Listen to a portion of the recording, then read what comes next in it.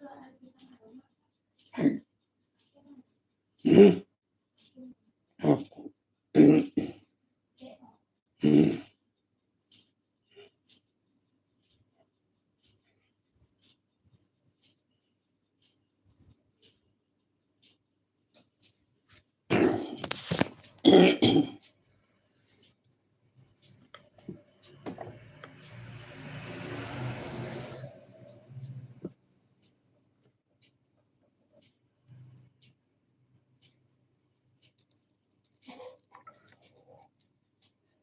Kalian di sekolah sih.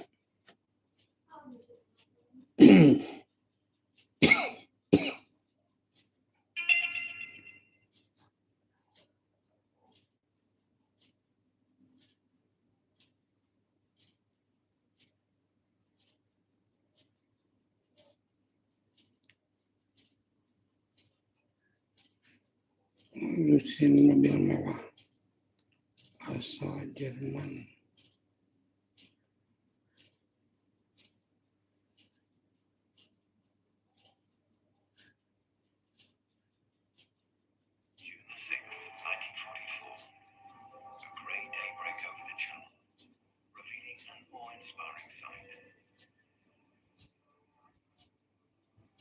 Such an armada been seen in the history of mankind.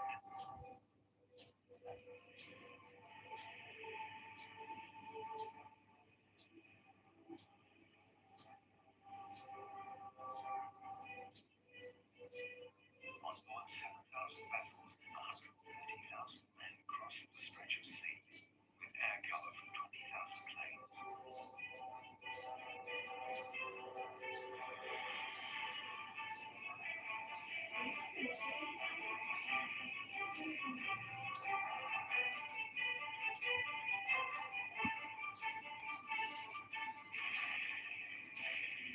At dawn, after ending the fire, the men would land on the coast of France.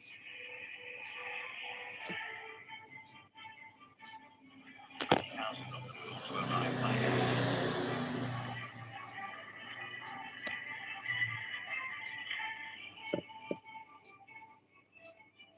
10,500 Allied soldiers would be lost on that day, and almost as many Germans.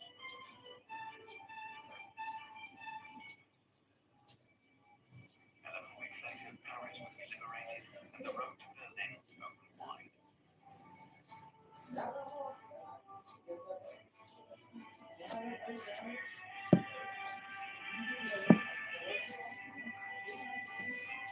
Hello, I see. Held from the viewpoint of both Allies and Germans, this epic tale, from its planning in Britain, launched in January 44, until its outcome in the summer.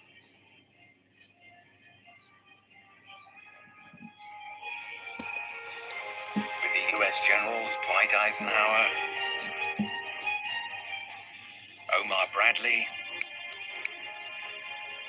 British Field Marshal Bernard Montgomery,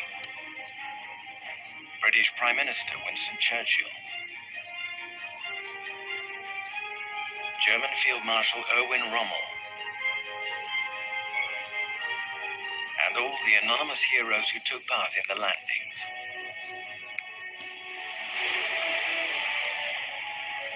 Not to mention men like Sergeant Grant, who risked their lives filming it.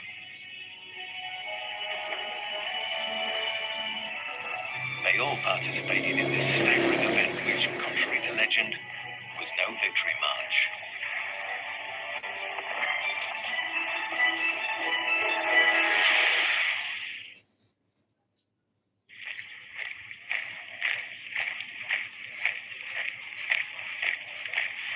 December 1st, 1943, the Tehran Conference.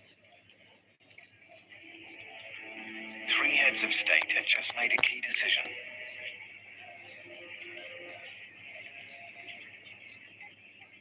The satisfied-looking Joseph Stalin, supreme leader of the Soviet Union and its armies, at the top of the steps. Lower down, the concerned-looking British Prime Minister, Winston Churchill.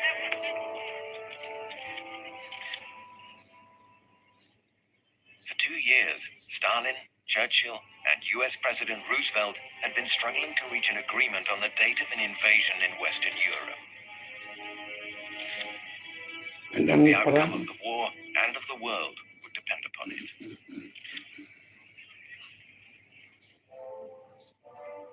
From the moment his country entered into the war with Germany in June 1941, the Soviet leader had been demanding the opening of a second front in the West to relieve the pressure on his troops, alone against Hitler in the East.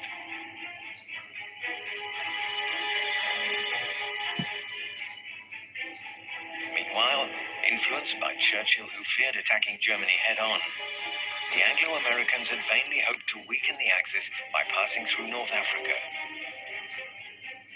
in order to invade southern Europe via umat Italy. malam kakasannya But they were stopped short near Naples and were unable to advance any closer to Germany.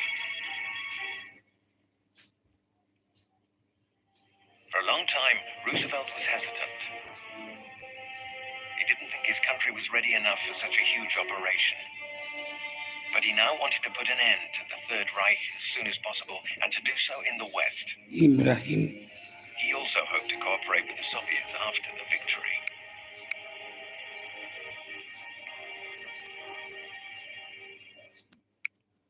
Churchill could only resign himself to it. jawatan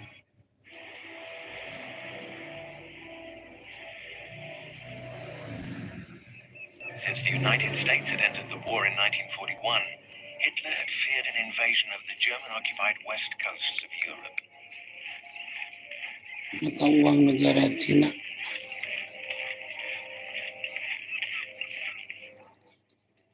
In 1942, he began planning a gigantic operation. The construction of the Atlantic Wall, a continuous line of fortifications running almost 4,000 miles, from northern Norway to the Spanish border.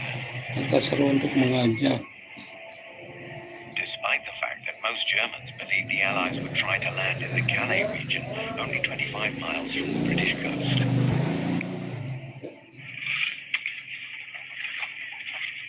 German authorities therefore requisitioned thousands of men, free laborers, Frenchmen in the compulsory work service, refugees, Jews and prisoners of war, batu to yang carry out indah this yang dipakai outrageous mata project, which would cincin require 13 million tons of concrete.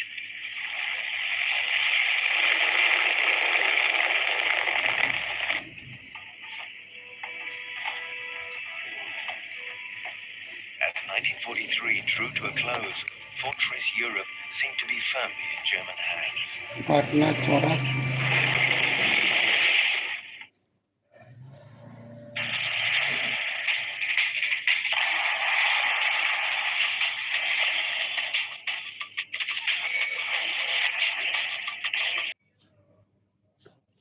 He therefore appointed as commander of the Allied ground forces General Montgomery, alias Monty, hero of the Desert Campaign in North Africa against Rommel, and much loved by his compatriots.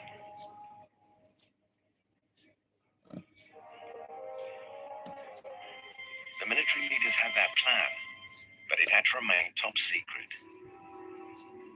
So best pose in front of an illegible, faded map. As always, Monty tried to grab the limelight, as he paid more attention to the cameras than to his colleagues' phony gesturing.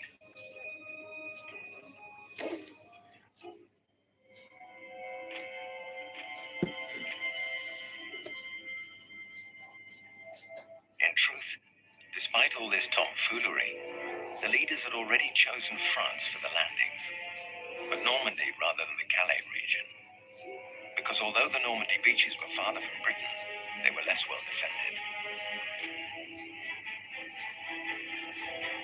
The invasion was planned for spring, between Ouistreham and Carentan, at the foot of the Cotentin Peninsula.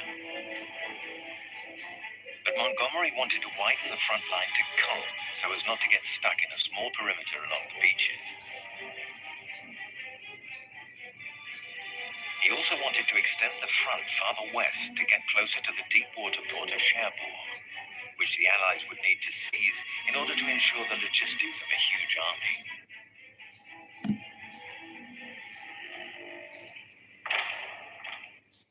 Secrecy was paramount if they were to succeed.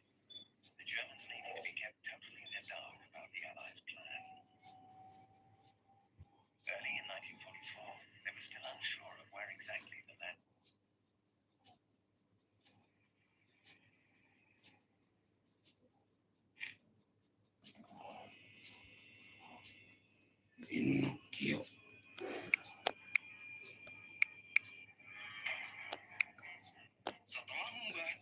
Satu Perang Dunia Pertama yang mencakup periode bulan Juni hingga bulan Agustus 1914. Kini kita memasuki episode kedua dari bulan Agustus 1914 hingga bulan Agustus 1915. Pada pertengahan tahun 1914, perang Eropa telah berubah menjadi lautan darah yang awalnya yakini akan berakhir dengan kemenangan cepat, justru berubah menjadi mimpi buruk tanpa akhir, dan parit-parit yang membentang dari laut utara hingga perbatasan Swiss menjadi kuburan bagi jutaan prajurit.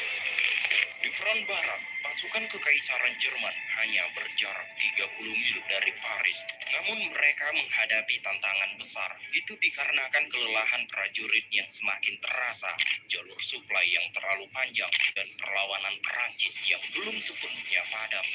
Sementara itu, Perancis tidak tinggal diam.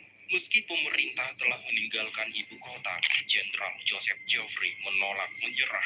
Dengan sisa kekuatan yang ada, dia merancang serangan balik yang akan menentukan nasib perang. Serangan demi serangan diluncurkan, tetapi hasilnya hanya menambah jumlah korban jiwa yang tak terhitung. Dan untuk pertama kalinya, gas beracun digunakan, sehingga mengubah medan perang menjadi neraka hidup. Inilah awal dari perang modern, di mana teknologi membunuh lebih cepat daripada strategi, menyebabkan medan perang menjadi mandek dan semakin meriah.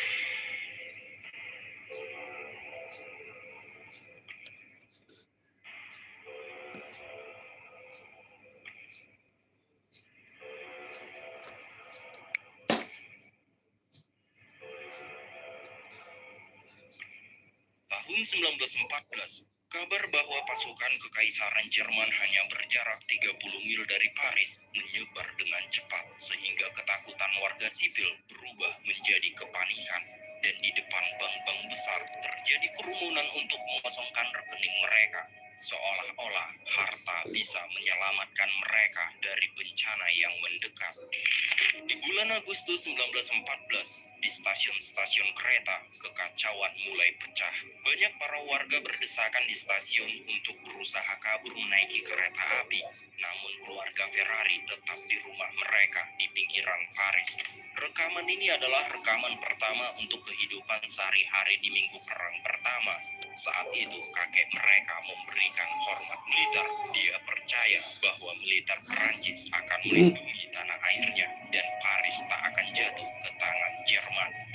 Walaupun Perancis saat itu dilanda ketakutan dan ketidakkepastian, sebagian anak-anak tetap masuk sekolah. Itu dikarenakan sebelum pada tanggal 7 Agustus 1914, Direktur Kementerian Pendidikan Perancis menyatakan bahwa mata pelajaran tetap dijalankan dan harus menjelaskan tentang penyebab perang, terutama tentang agresi mendadak yang memaksa Perancis bertempur dan tentang bahwa tanah air mereka adalah benteng terakhir peradaban.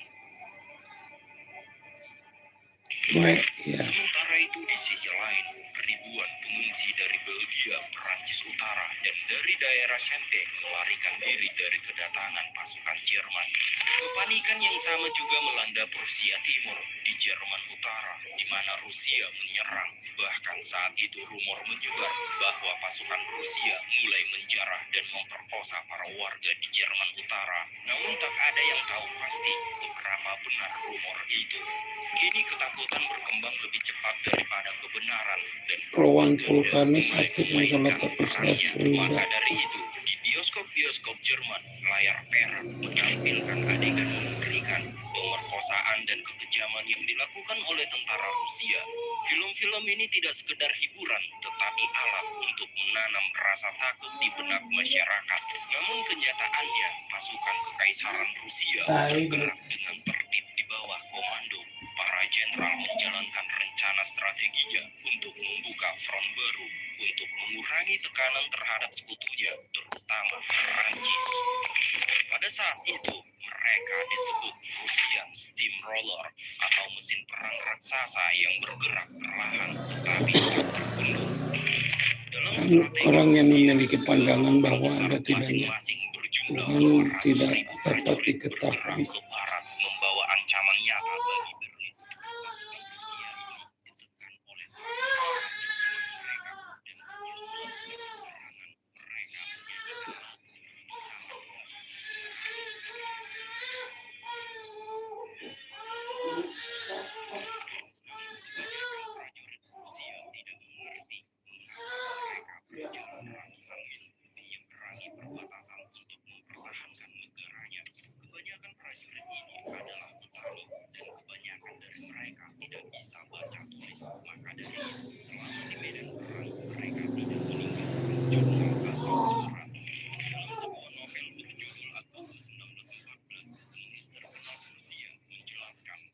Simen adalah semacam desa dan perwira semacam penjaganya. Dan selama ada daging dan vodka yang ditawarkan, peluru tidak akan menakuti mereka. Kemudian pada tanggal 20 Agustus 1914, pasukan Rusia diam-diam bergerak memasuki Rusia Timur dan melakukan serangan kejutan.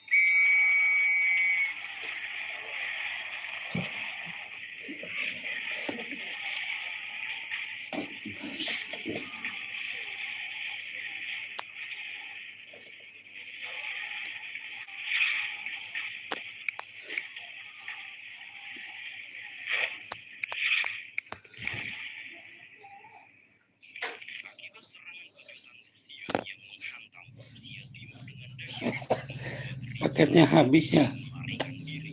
pemberian hadiah. Jerman dipaksa mundur.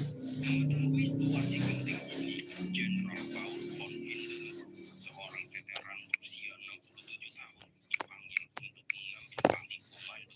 Tugasnya bukan hanya menghentikan invasi, tetapi juga menenangkan publik Jerman yang mulai panik. Jalan masuk. Tidak bekerja sendirian, dia didampingi oleh Jenderal Erich Ludendorff, pria berusia 47 tahun yang telah membuktikan kecemerlangannya dalam kampanye di Belgia.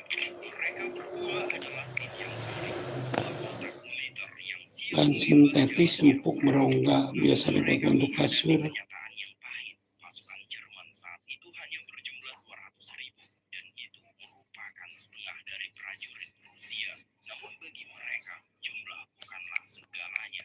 Mereka memiliki keunggulan yang tak dimiliki Rusia, yaitu logistik yang unggul. Gaji imbalan. Mereka bergerak lebih cepat menggunakan jaringan rel kereta yang canggih serta persenjataan yang lebih baik. Mereka dilengkapi dengan artileri modern dan strategi yang lebih matang dan ditambah lagi dengan semangat juang yang membara. Semangat membara itu disebabkan karena sebagian besar pasukan Jerman berasal dari Rusia Timur, tanah yang kini terancam. Mereka tidak hanya berperang untuk kaisar, tetapi juga untuk rumah, keluarga, dan kehormatan mereka. Iya benar sepon. Yang akan menentukan nasib Noktah Rusia Timur. bercak penyebab kotor. Dan Ludendorff telah menyiapkan langkah besar untuk mengembalikan keadaan. Kemudian Ludendorff mulai mengeluarkan balon Zeppelin raksasa untuk mengawasi pergerakan musuh. Dan diketahui bahwa kapal balon Zeppelin Kopi gas Rizky hidrogen yang minggu rentan terhadap serangan. Bahkan jika terkena tembakan yang tepat, bisa mengubahnya menjadi bola api raksasa di langit. Selain itu, Jerman memiliki keunggulan lain, kemampuan untuk mentransmisikan informasi penting dengan cepat. sifat dasar. Sistem komunikasi canggih pada masanya, Jerman dapat mengirim laporan intelijen dari Zeppelin langsung ke markas komando dari ketinggian. Selabut pada pohon nong. Mengawasi pergerakan pasukan Rusia, lalu mentransmisikan informasi secara real time melalui radio. Maka dari itu, di setiap pergerakan musuh atau setiap perubahan formasi, semuanya segera sampai ke tangan Hindenburg dan Ludendorff. Unsur logam berwarna putih mengkilap dan getas dengan lambang IR. Lebih dulu menjebak, mengapit, bahkan menghancurkan musuh sebelum mereka menyadarinya. Setelah semua informasi dari kapal Zeppelin dikumpulkan, barulah pasukan Jerman mengetahui strategi pasukan kekaisaran Rusia di timur. Mereka menganalisis bahwa dua pasukan Rusia telah berjauhan untuk saling mendukung. Maka dari itu, kesempatan ini merupakan kesempatan Jerman untuk menyerang. Rencana pertama Jerman adalah menyerang pasukan Jenderal Samsonov yang berada di dekat laut.